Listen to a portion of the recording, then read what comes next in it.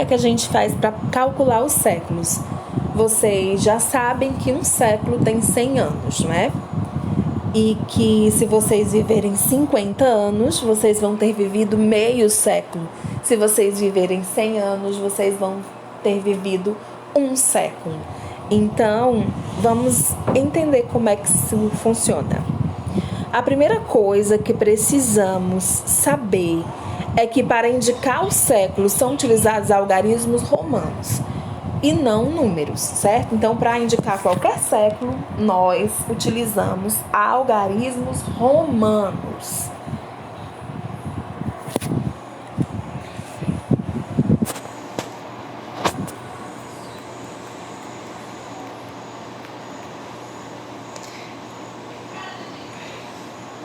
Dessa forma, o século XII depois de Cristo é representado como século X2is.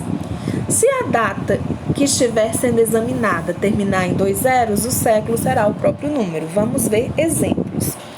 Gente, antes de explicar isso aqui, como é que funciona esse AC e DC? Às vezes a gente está lendo, né, no livro de história, e aí vem a siglazinha AC,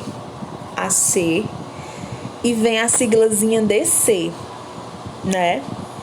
E aí o que é que significa isso? AC significa antes de Cristo e DC significa depois de Cristo.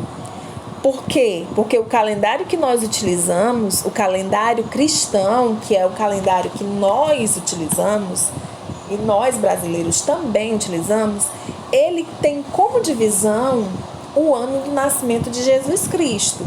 Algumas pessoas em alguns outros lugares do mundo não utilizam esse calendário, mas nós utilizamos eles. Então é importante a gente saber que a sigla AC é antes de Cristo e a sigla DC é depois de Cristo. Porque o nascimento de Jesus é considerado um marco na história da humanidade. Então, dividiu-se o tempo em antes e depois da vinda de Jesus Cristo, do nascimento de Jesus Cristo. Agora a gente vai ver alguns exemplos de como que a gente faz para calcular os séculos. Vamos lá. Para a gente saber o século de um determinado ano. Vamos aqui pegar os exemplos que nós temos. O ano 300, cortando os 2 zeros, resta o número 3. Então, a gente entende que o quê?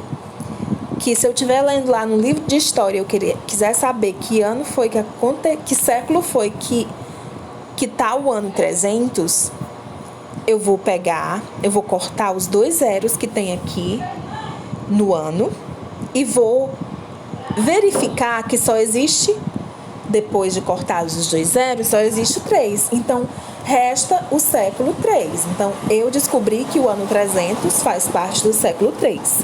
Se fosse o ano 500,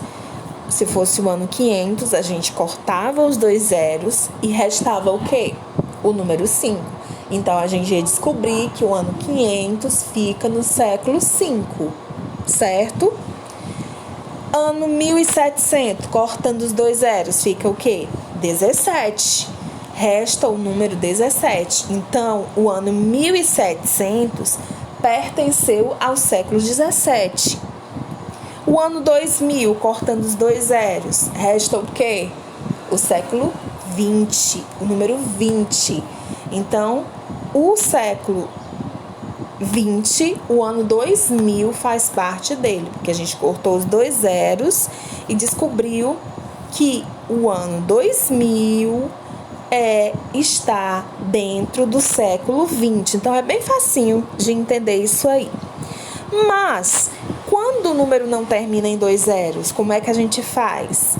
É só eliminar os 2 últimos e somar mais um. Vamos lá? O ano 1450 não terminou com 2 zeros, né? Terminou com 5 zeros.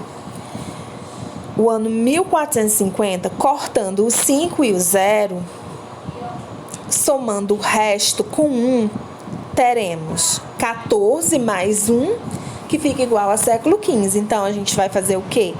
Quando não terminar em 0 o ano, quando não terminar em 2 zeros, quando terminar em outros números que não seja 2 zeros, a gente faz o quê? A gente corta os 2 últimos números e soma o número, os 2 primeiros números, que no caso é 14, mais 1. Aí nós temos 14 mais 1, 15. Então, a gente descobriu que o ano 1450 faz parte do século XV, certo? Se fosse o ano 736, a gente iria cortar os 2 últimos números, ó. Percebam que ele cortou os 2 últimos números, somou o restante com 1. Então, nós temos o quê? Qual foi o número que sobrou? 7.